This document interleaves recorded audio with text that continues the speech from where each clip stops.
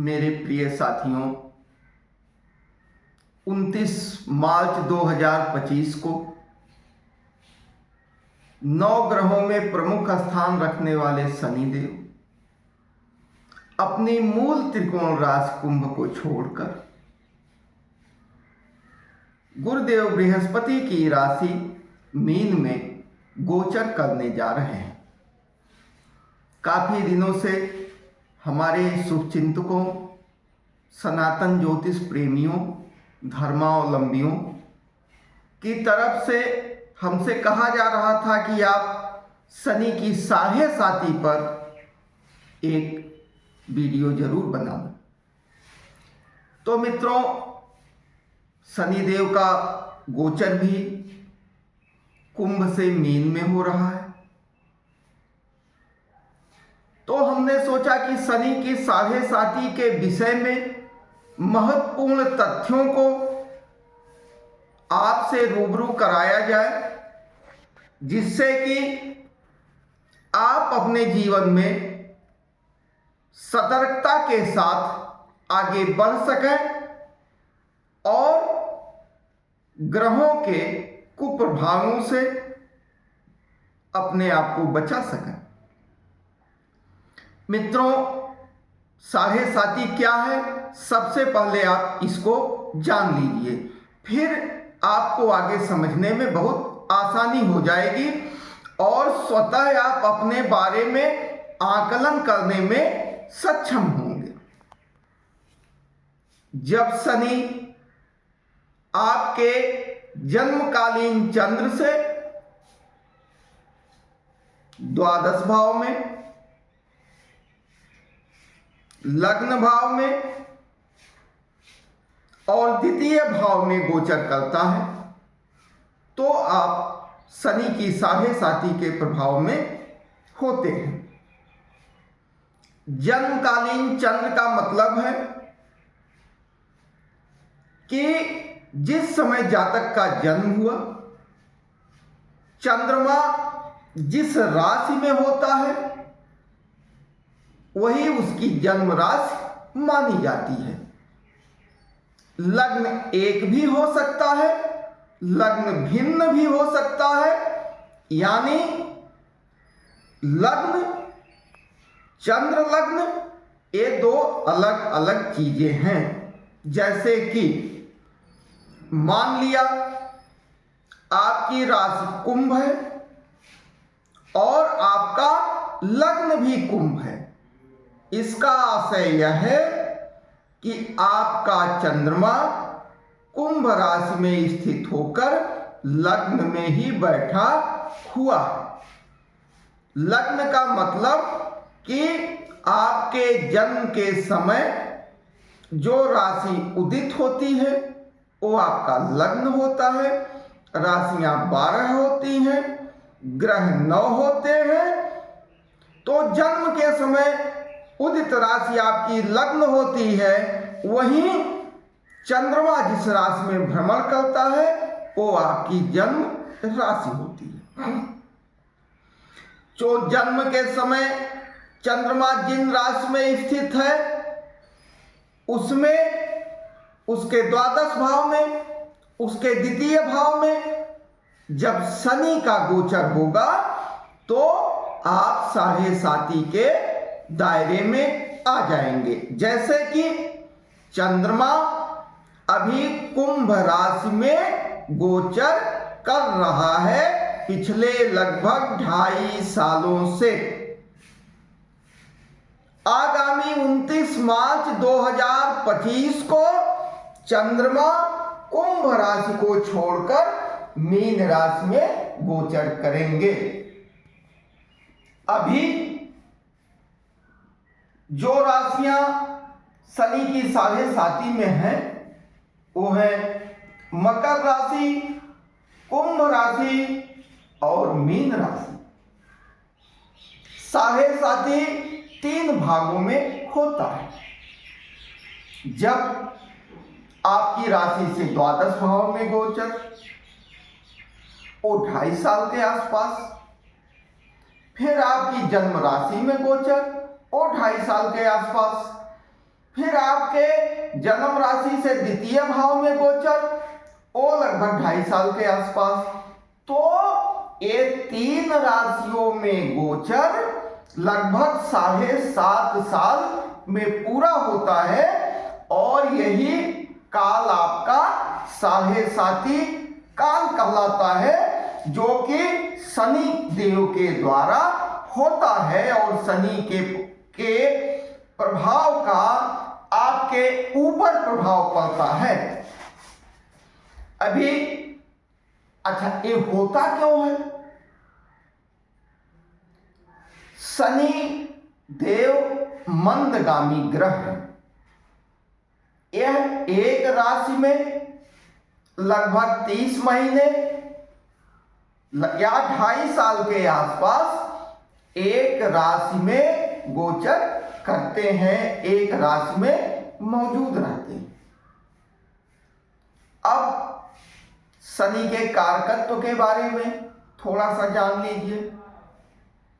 9 ग्रहों में शनि को दंडनायक का दर्जा प्राप्त है, शनि को न्यायाधीश का दर्जा प्राप्त है। तो आपके पूर्व जन्मों में किए गए कर्मों का फल, इस जन्मों में किए गए कर्मों का फल मुख्य रूप से शनि ही आपको प्रदान करते हैं। शनि कर्म फल दाता है। क्यों?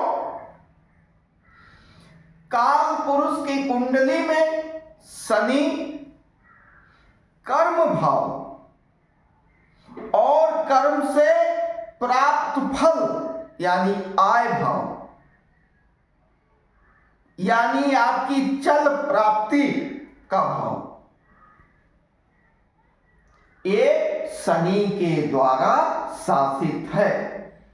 काल पुरुष की कुंडली में 10म भाव और 11वें भाव में, 10म भाव में शनि शासित राशि मकर और 11वें भाव में शनि शासित राशि कुंभ, जो उनकी मूल त्रिकोण राशि भी है, ये होती है। तो आप ये जान लीजिए कि शनि आपके कर्म और कर्म के फल, इन दोनों पर शनि देव का अधिकार होता है। तो अब आप 7.5 के बारे में समझ गए। अब हम आते हैं प्रमुख बिंदु पर। अब तक क्या हुआ, आगे क्या होगा, कौन सी राशियां प्रभावित होंगी शनि से, किसको सतर्क रहना है, कौन अब सुकून महसूस कर सकता है, किसके जीवन में आराम आ रहा है, किसके जीवन का आराम जा रहा है, इन विषयों पर आज हम आपसे बात करेंगे।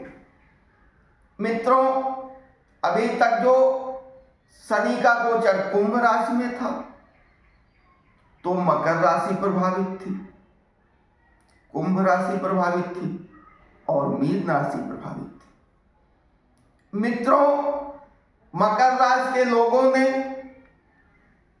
पिछले लगभग 7.5 सालों में तमाम परेशानियों को सहा, मानसिक रूप से, शारीरिक रूप से, आर्थिक रूप से, इन तमाम झंझावतों को सहते हुए मकर राशि के लोग अपने 7.5 के अंतिम चरण में पहुंच चुके हैं, जो कि 29 मार्च को शनि के मीन राशि में गोचर करते हुए ही मकर राशि के लोग शनि की 7.5 के प्रभाव से मुक्त हो जाएंगे और पिछले 7.5 वर्षों में जो उन्होंने कठिनाइयों को सहा है, उन कठिनाइयों से उनकी मुक्ति हो जाएगी। मित्रों, एक चीज आप स्पष्ट रूप से जान लीजिए 7.5 के विषय में। 7.5 में आपकी परीक्षा होती है, आपके कर्म की परीक्षा होती है, आपके धैर्य की परीक्षा होती है, आपके अहंकार की परीक्षा होती है। आपके जीवन में, आपके शरीर में, आपके मन में जिन जिन संबंधों के विषय में अहंकार, भ्रम की स्थिति बनती है, उन संबंधों को शनि तोड़ तोड़ के आपको यथार्थ से परिचित करवा देता है। आपके जीवन में जो भ्रम होता है, ऐसे संबंध जो गैर जरूरी रूप से आपके साथ अपने अपने स्वार्थों के लिए चिपके हुए हैं, उन सारे संबंधों के यथार्थ को, सत्य को आपके सामने प्रस्तुत करके, उनका बोध करा के आपको साढ़े साथी समाप्त होते होते ऐसी स्थिति में लाके खड़ा कर देता है कि आप इसका आकलन करने में पूर्ण रूप से सक्षम हो जाते हैं कि कौन हमारा है, कौन हमारा नहीं है, सत्य क्या है, असत्य क्या है। इसका बोध आपको शनि की साढ़े साथी करवाती है।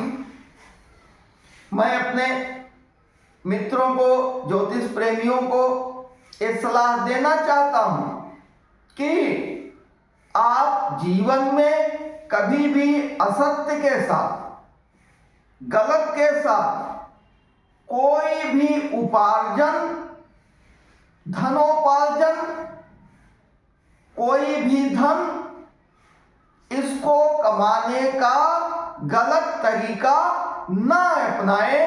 क्योंकि अगर आपने गलत तरीकों से, गलत उद्देश्य से, गलत कार्य से अगर कोई धन संपत्ति बना लिया है, तो निश्चित रूप में साढ़े साथी के दौरान वो सारी चीजें धीरे धीरे आपके पास से निकल जाएंगी।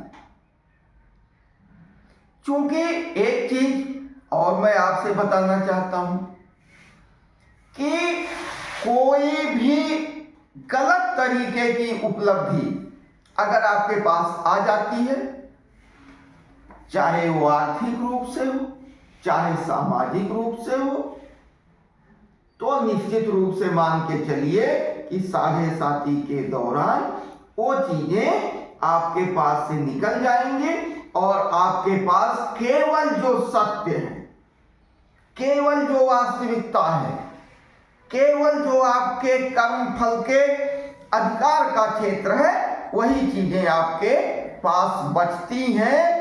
ऐसा होता है। अब ऐसा क्यों होता है? शनि देव को 3 दृष्टियां प्राप्त होती हैं। एक तो जितने भी ग्रह हैं, सभी अपने जिस घर में स्थित होते हैं, उस घर से सामने पड़ने वाली राशि में पूर्ण दृष्टि डालते हैं। ये तो सभी ग्रह के पास ये अधिकार है। लेकिन 3 ग्रह ऐसे होते हैं जिनको 3 दृष्टियां प्राप्त होती हैं। इसका असर है कि सभी ग्रह तो अपने सामने वाले घर को प्रभावित करते ही करते हैं, लेकिन 3 ग्रह ऐसे हैं कि सामने वाले घर के साथ वो 2 ग्रहों को और भी प्रभावित करते हैं अपनी दृष्टियों के द्वारा। ये 3 ग्रह हैं आपके शनि, देवगुरु बृहस्पति और सेनापति के रूप में जाने जाने वाले मंगल। शनि जिस भाव में स्थित होता है, उस भाव से तीसरे भाव में, सप्तम भाव में और दशम भाव में अपनी दृष्टियों को डालता है। शनि के मूलभूत गुणों में यह है कि शनि जिस भाव में मौजूद होता है, उस भाव के कारकत्व को बढ़ाता है, उस भाव में वृद्धि करता है एवं शनि की दृष्टि जहां होती है उस भावों के फलों में क्षीणता लाता है, न्यूनता लाता है, कमी करता है और जातक को उन भावों से मिलने वाले फलों से उसको दूर करता है, विलग करता है। अब होता क्या है साढ़े साथी में, जैसे आप चूंकि इस समय शनि मूल त्रिकोण राशि कुंभ में गोचर कर रहा है, तो उदाहरण स्वरूप हम कुंभ राशि को लेते हैं। कुंभ राशि में कर्ता गोचर करते हुए शनिदेव महाराज अपनी तीसरी दृष्टि मेष राशि पर डालते हैं, अपनी सप्तम दृष्टि सिंह राशि पर डालते हैं, अपनी दसम दृष्टि वृश्चिक राशि पर डालते हैं। तो जातक के जीवन में जिन भावों में ये राशियां मौजूद होती हैं उन राशियों के फलों में न्यूनता आती है, क्षीणता आती है, संबंधों में बिरदाव होता है, नुकसान होता है। कैसे? आपकी राशि अगर कुंभ है, चंद्र लग्न को मानते हुए कुंभ राशि से तीसरी राशि मेष होती है, तीसरा भाव मेष राशि होता है, तीसरा भाव आपके भाइयों का भाव है, आपके पराक्रम का भाव है। तो शनि की दृष्टि तीसरे भाव पर पड़ने के कारण आपके भाइयों से संबंध, आप में खराबी आएगी, आपके पराक्रम में कमी आएगी, आपके जोश में कमी आएगी, आप में आलस्य बढ़ जाएगा, भाइयों से विवाद बढ़ जाएगा, भूमि का कारक मंगल से संबंध आपके बिगड़ जाएंगे, क्योंकि आपकी तीक्ष्ण दृष्टि मंगल के भाव पर पड़ रही है।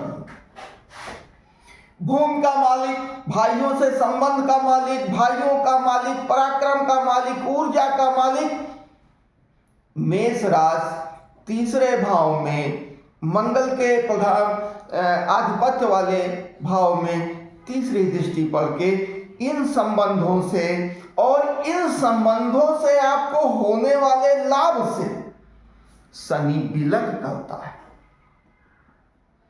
इसी तरह से कुंभ से सप्तम भाव सिंह राशि की पड़ती है। सिंह राशि इनके पिता की राशि है, जिसके लिए यह अपने मन में एक विरोध की भावना लिए रहते हैं।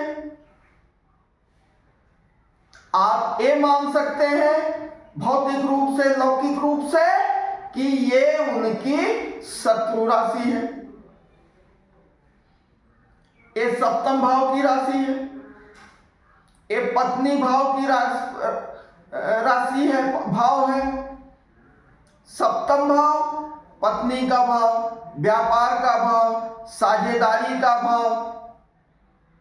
तो ये अपनी दृष्टि से आपके पति पत्नी के संबंध को, दाम्पत्य जीवन में ये परेशानी डालते हैं, उलझाव डालते हैं, आपके व्यापारिक स्थिति में उलझाव डालते हैं, आपके सामंजस्य में उलझाव डालते हैं, साझेदारी में उलझाव डालते हैं, यानी कि घरेलू संबंध और आपका जो व्यापारिक संबंध है, इन संबंधों से वो आपको पूरा का पूरा विलय करने की कोशिश करते हैं।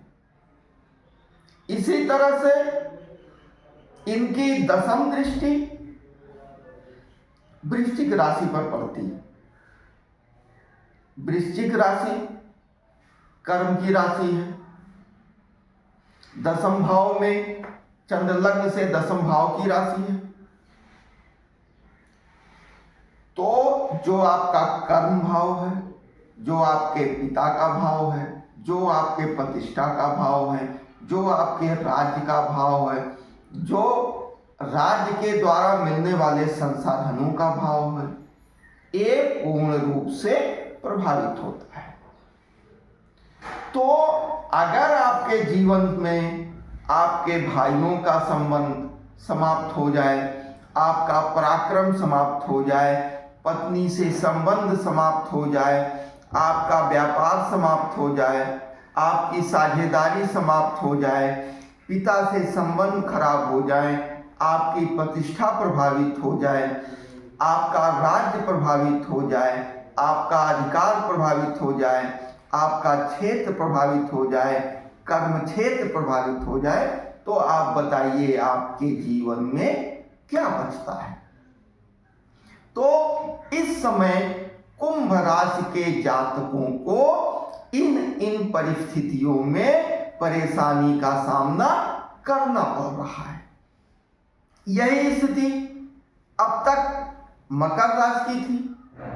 अगर मकर राशि को चंद्र लग्न को मानते हुए देखा जाए तो उनकी तीसरी दृष्टि मीन राशि पे, उनकी सप्तम दृष्टि कर्क राशि पे, उनकी दशम दृष्टि धनु राशि पे। तो आपके जन्म चक्र में वहां भी यही स्थिति थी कि इन भावों को प्रभावित अपनी तीसरी दृष्टि के साथ करते हैं। तो अब साढ़े साथी में जब जिन भावों का हमने जिक्र किया है, ये जिस भी भाव में गोचर करेंगे, जो भी भाव प्रभावित होंगे, उनके साथ ऐसा होगा। जैसे 29 मार्च से शनि मीन राशि में गोचर करेंगे, तो वहां भी मीन में गोचर करते हुए वो उनकी तीसरी दृष्टि वृष राशि पे पड़ेगी, उनकी सप्तम दृष्टि फिर कन्या राशि पे पड़ेगी, उनकी दशम दृष्टि फिर मकर राशि पे पड़ेगी। तो इस तरह से वो उन चीजों को प्रभावित करेंगे। ये चंद्र लग्न की स्थिति है। प्रमुखता से तीसरा भाव, सप्तम भाव, दशम भाव प्रभावित हो जाता है। तो तीनों भाव किसी के जीवन में एक साथ प्रभावित हो जाए तो निश्चित रूप से वह व्यक्ति अति परेशान की श्रेणी में होगा। इसी के साथ एक चीज और हमारे अनुभव में आया है कि आपके लग्न चक्र में, आपकी कुंडली में आपका जो लग्न भाव होता है वो आपके शरीर का प्रतिनिधित्व करता है, आपके स्थूलता का प्रदर्शन करता है। शरीर के द्वारा किए जाने वाले कार्य का मतलब कि जो आपका व्यक्तित्व ऊपर से दिखाई देता है, वो तो प्रतिनिधित्व आपका लग्न भाव, उसमें उपस्थिति राशि, उसमें उपस्थित ग्रह या ग्रहों की पड़ने वाली दृष्टि करती है। परंतु आपका चंद्रमा जिस राशि में होता है वही आपकी जन्म राशि होती है। यह आपका मानसिक पक्ष होता है, यानी शरीर ऊपर से दिखने में कुछ हो सकता है, परंतु आंतरिक रूप से क्या स्थिति बन रही है, चंद्रमा पर किन ग्रहों की दृष्टि पड़ रही है, चंद्रमा कुंडली में किन भावों में उपस्थित है, चंद्रमा किस राशि में उपस्थित है, इन तीनों चारों चीजों को जोड़ते हुए फिर आपकी जो है मानसिक स्थिति का अवलोकन कुंडली के द्वारा किया जा सकता है। तो जो साढ़े साथी हम लोग देखते हैं वो चंद्र राशि से देखा जाता है। यानी कहा गया है शास्त्रों में, चंद्रमा मन सह जातो, आपके मन का मालिक चंद्रमा होता है। ये भी कहा गया है, मन के हारे हारे है, मन के जीते जीत। यानी जब आप मानसिक रूप से पीड़ित होते हैं तब आपके कार्य प्रभावित होते हैं। और साढ़े साथी चूंकि आपकी चंद्र राशि से, जन्म राशि से देखी जाती है, तो आप मानसिक रूप से प्रभावित होते हैं और उसका असर आपके शरीर पर भी आता है।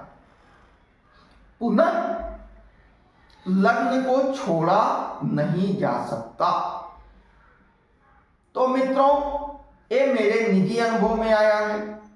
हमारे जो गुरुजन हैं जिनसे हमने सीखा है कुछ, वो भी जब गोचर की बात करते हैं, साढ़े साथी की बात करते हैं, तो उनका ये बराबर कहना होता है कि जन्म राशि तो महत्वपूर्ण है ही, लेकिन आप लग्न से भी गोचर को प्रमुखता दीजिए।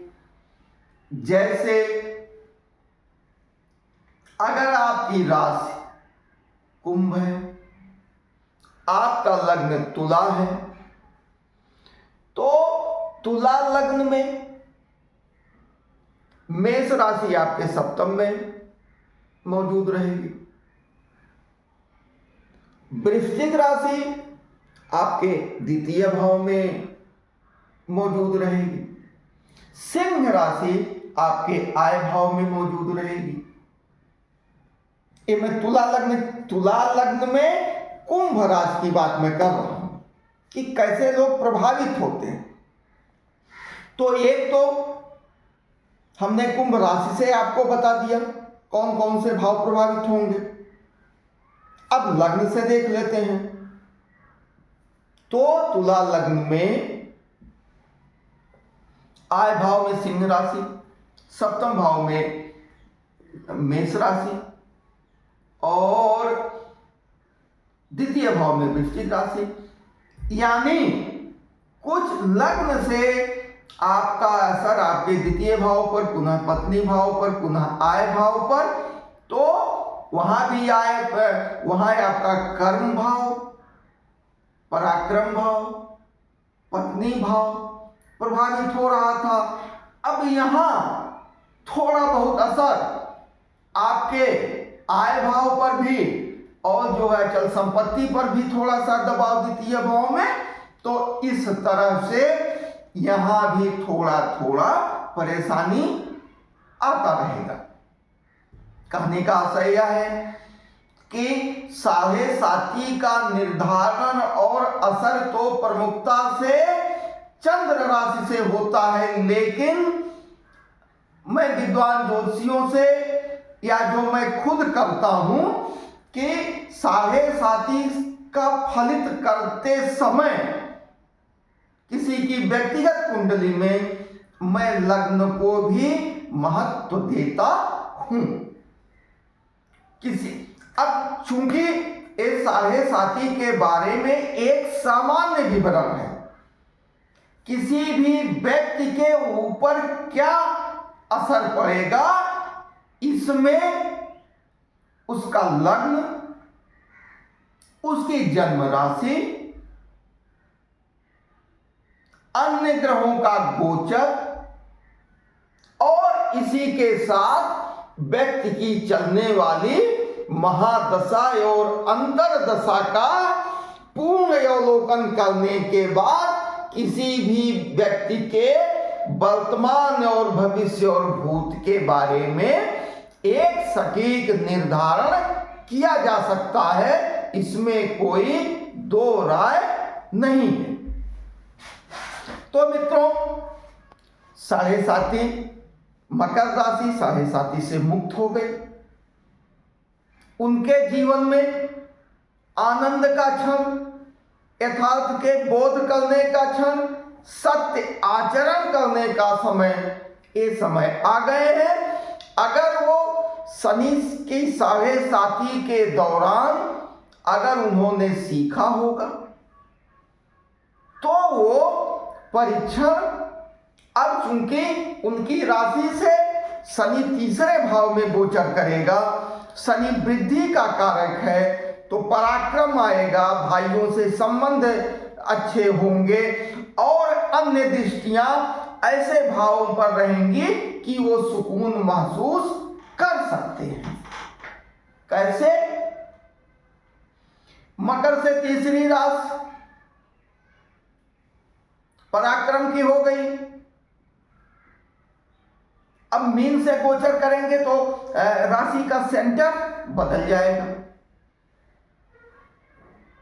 मकर से तीसरी राशि मीन पड़ेगी, मीन राशि में शनि का गोचर होगा, तो शनि जिस स्थान पर बैठते हैं उस स्थान में वृद्धि करते हैं, उस स्थान के कारकत्व को बढ़ाते हैं, उस स्थान में व्यापकता लाते हैं, तो आपके पराक्रम में वृद्धि होगी, आपके भाइयों के साथ भाई जैसे लोगों के साथ, युवाओं के साथ आपके संबंध ठीक हो जाएंगे। इसी तरह से अन्य जगहों पर जो दृष्टि मकर राशि की कर्क पे पड़ती थी, सप्तम भाव पे पड़ती थी, वो दृष्टि दूसरी जगह चली जाएगी। इसी तरह से कुंभ राशि वाले साढ़े साथी के अंतिम चरण में प्रवेश करेंगे 29 मार्च से। तो मेरा मानना है कि मकर राशि का गोचर, कुंभ राशि का गोचर, जो लगभग 5 साल का गोचर 29 मार्च 2025 को पूर्ण हो जाएगा, इसमें कुंभ राशि के लोगों को जीवन के यथार्थ का, जीवन की सत्यता का, लोगों के संबंध का, पारिवारिक रिश्तों का, जहां जहां भी भ्रम का लेप इनके जीवन में लगा था, वो भ्रम का लेप धीरे धीरे धीरे वो हटता चला गया इनके जीवन से। और अब 29 मार्च 2025 के बाद लगभग 2.5 साल के बीच में इसको उतरती साढ़े साथी कहते हैं।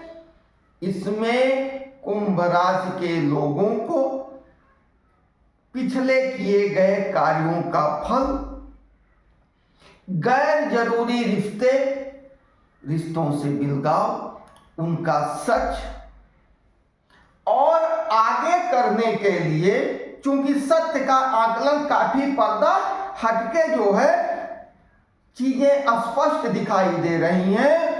कुंभ राशि के लोगों, मैं आपको सलाह देता हूं कि चूंकि आर्थिक रूप से, मानसिक रूप से, शारीरिक रूप से, सामाजिक रूप से जो सच है उस सच को आपने देख लिया है, आप लोगों को माफ कर दीजिए, लेकिन भूलिए मत और अपने जीवन का के अगले कदम नई जमीन, नई धरातल, नई ऊर्जा से शुरू करने का समय आ गया है।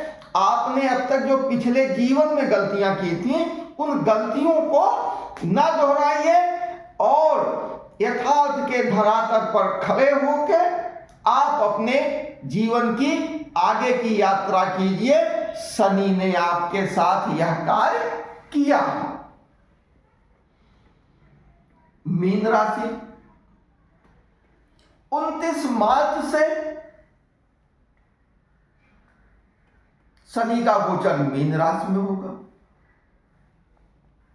जन्म राशि में होगा,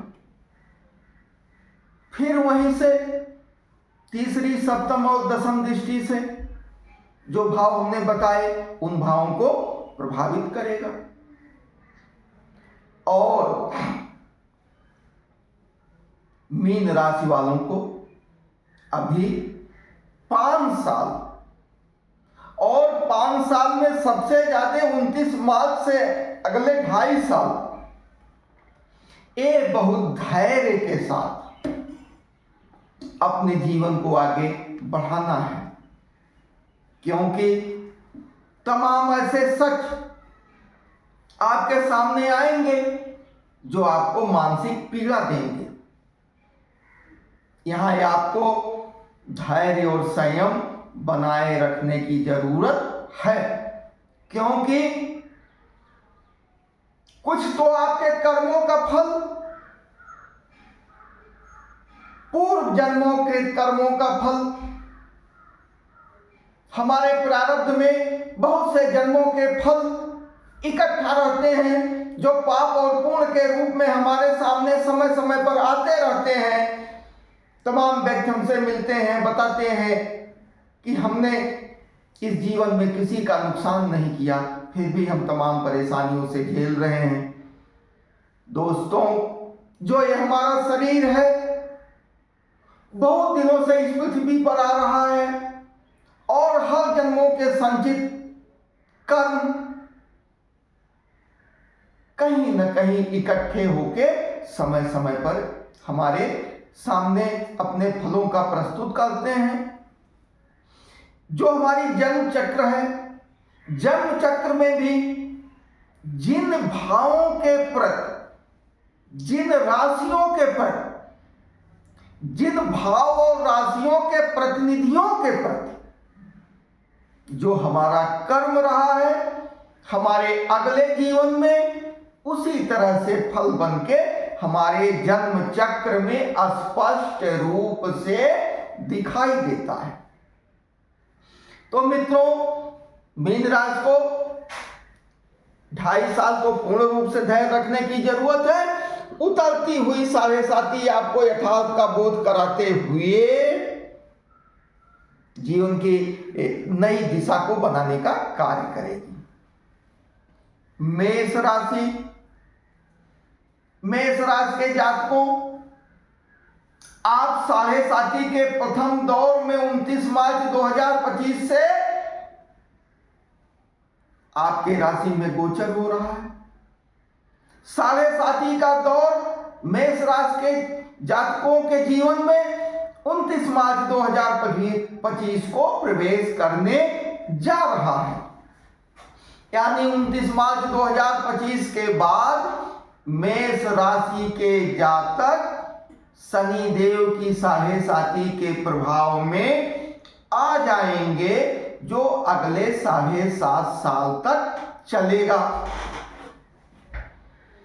चूंकि आपकी जन्म राशि से द्वादश भाव में शनि का गोचर हो रहा है। द्वादश भाव व्यय का भाव माना जाता है, तो आपका निरर्थक व्यय होगा, गैर जरूरी चीजों में आपका निवेश होगा, गैर जरूरी भागदौड़ होगी, और ये सब केवल भ्रम में होगा। मैं मीन राशि के और मेष राशि के जातकों को सतर्क करना चाहता हूं कि अधिक लाभ के चक्कर में आपकी पूरी पूंजी जा सकती है, तो कहीं भी निवेश आप सोच समझ कर करें, और आपकी जो पूरी पूंजी है उसका निवेश कहीं एक साथ न कर दें, नहीं तो पूर्वकृत कर्मों के आधार पर आप एकदम पूर्ण रूपेण सड़क पर भी आ सकते हैं। इसमें कोई दो राय नहीं है। और निश्चित रूप से जान लीजिए, उन परिस्थितियों में कोई भी रिश्ता, चाहे आपके घर का रिश्ता हो, चाहे आपके परिवार का रिश्ता हो, चाहे आपके समाज का रिश्ता हो, चाहे आपने किसी के लिए कितना कुछ भी न कर दिया हो, कोई रिश्ता आपके साथ नहीं होगा आप किसी भ्रम में बिल्कुल ना पड़े, पूर्ण रूप से सतर्क रहें। तो मित्रों, कुंभ राशि की तो उतरती साढ़े साथी है, काफी कुछ उन्होंने देख लिया है, काफी कुछ उनको अनुभव हो गया है। उनकी परेशानियों में दिन प्रतिदिन थोड़ी सी कमी आएगी, थोड़ा सा संचित धन उनका कम हो सकता है, बाकी चीजों में उनको थोड़ा सा आराम मिल जाएगा। परंतु मीन राशि और मेष राशि के जातकों को हम पूर्ण रूप से यह सचेत करना चाहते हैं कि जब तक आप साढ़े साथी के दौर में हैं, तब तक आपको पूर्ण रूप से सतर्क रहने की जरूरत है। किसी भ्रम में ना रहें, सत्य के साथ रहें, सत्य कर्म करें, किसी का हड़पने की कुछ कोशिश ना करें, कहीं लाटरी जुआ सट्टा में फंसने के का कार्य ना करें, क्योंकि इस समय राहु का गोचर मीन राशि में हो रहा है। राहु कुटिलता का, अचानक होने वाली घटनाओं का, अनैतिकता का कारक होता है और उसका मेल मीन राशि में 29 मार्च के बाद शनि से हो जाएगा। तो शनि और राहु मिलके जो इनके संयोजन का परिणाम आएगा, अगर आपने सतर्कता से कार्य नहीं किया मित्रों, तो मान के चलिए कि आपके जीवन में कठिनाइयां ही कठिनाइयां रहेंगी। मैं मीन राशि वालों को ये सलाह देता हूं कि जब तक शनि और राहु का गोचर मीन राशि में है, क्योंकि राहु हमेशा बकरी चलता है, शनिदेव मार्गी बकरी होते रहते हैं, जाएंगे मार्गी होंगे, तो धीरे धीरे लगभग मई जून के बीच में मीन राशि को राहु छोड़ दे। तब तक इस पीरियड को आप धैर्य के साथ, सामंजस्य के साथ, अहंकार को तोड़ते हुए, मित्रों शनि के साढ़े साथी में सबसे जो महत्वपूर्ण चीज हमने देखा कि शनि आपके अहंकार को तिल तिल करके तोड़ के बाहर कर देते हैं। जिन चीजों का आपको अहंकार था, जिन चीजों का भ्रम था, जिन चीजों को आप अपनी ताकत समझते थे, साढ़े साथी के दौरान उन चीजों को शनि आपसे विलक करके और आपको पूर्ण रूप से ये आत्मा के रूप में खड़ा कर देते हैं, जिसके पास ये विषय बनता है कि ईश्वर को छोड़ के अब दुनिया में कुछ नहीं है।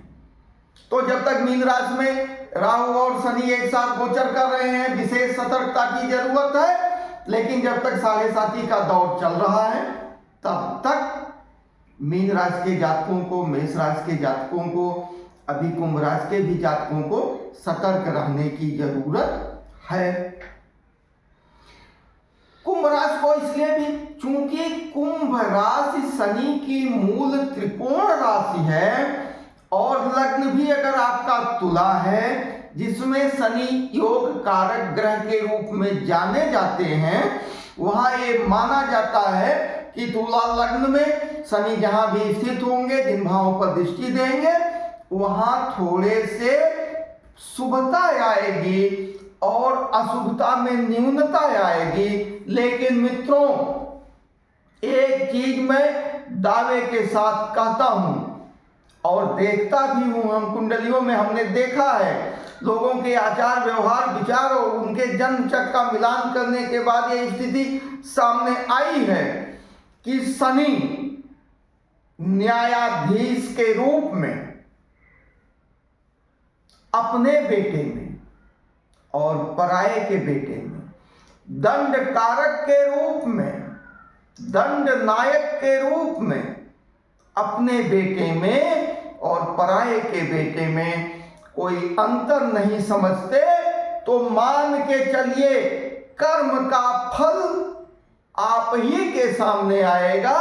तो निश्चित रूप से कर्मों के चयन को लेके सतर्कता बरतें, क्योंकि राहु शनि के साथ संयोजन करके उनसे कुछ छल कपट करवाने की उस जातक से कोशिश करेगा।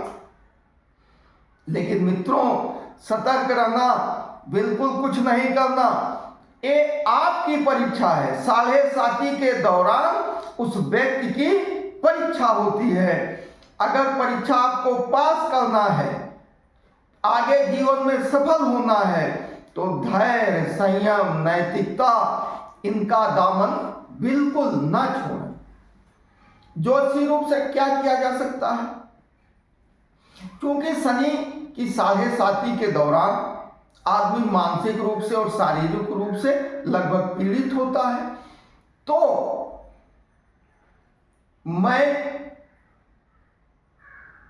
7.5 से पीड़ित जातकों से 20 से 25 मिनट ध्यान करने की सलाह देता हूं। आप अपने जीवन में ध्यान के लिए समय निकालें।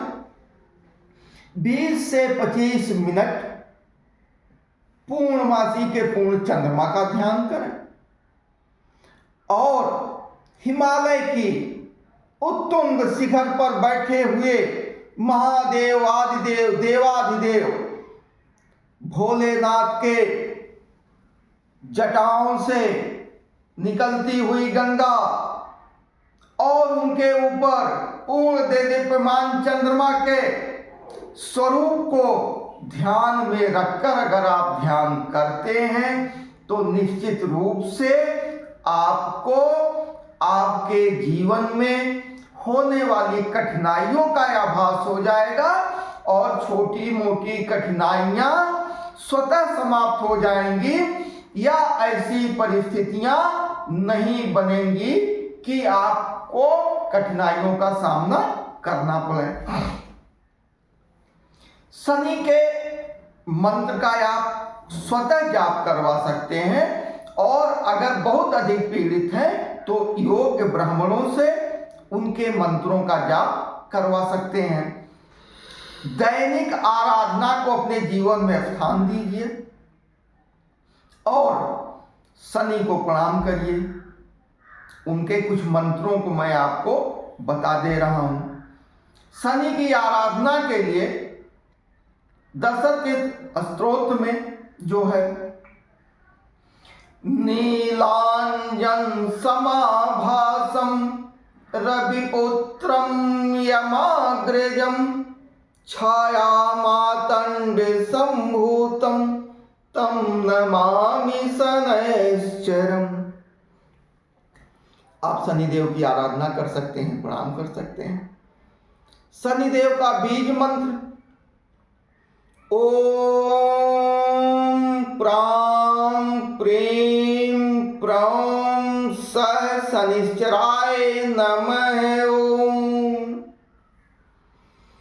इस मंत्र का भी आप प्रयोग कर सकते हैं अपनी दैनिक साधना में, दैनिक आराधना में। पुनः ओम